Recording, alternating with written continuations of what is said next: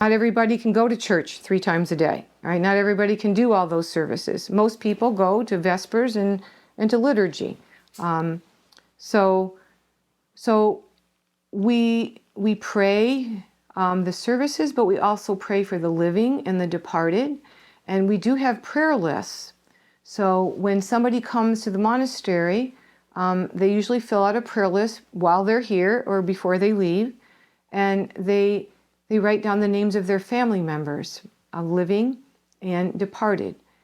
We also have a journal that comes out called Life Transfigured. And if you get that if you're on our mailing list, you receive one of those 3 times a year.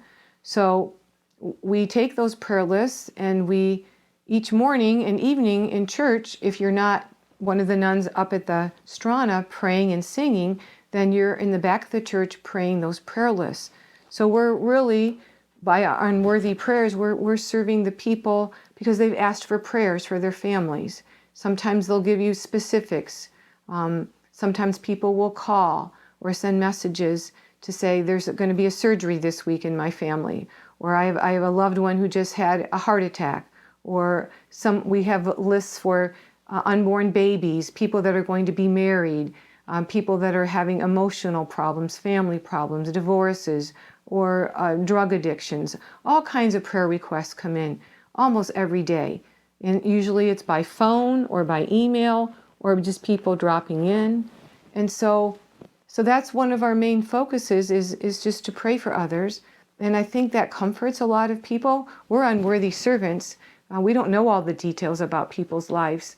But if they ask us to pray, we say their name, we give it to God, and let Him take care of it. But I think it comforts people to know that just we are praying on a regular basis for them.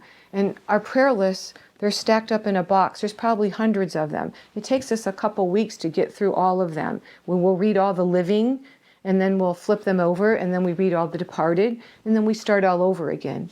And when someone sends in a prayer list, we put the date of it at the top, and we keep that prayer list for 1 year. And then after 1 year, we recycle. Otherwise, we would be, there'd just be too many. So, and most people like to update their prayer list after a year. And we also pray for youth on Friday nights.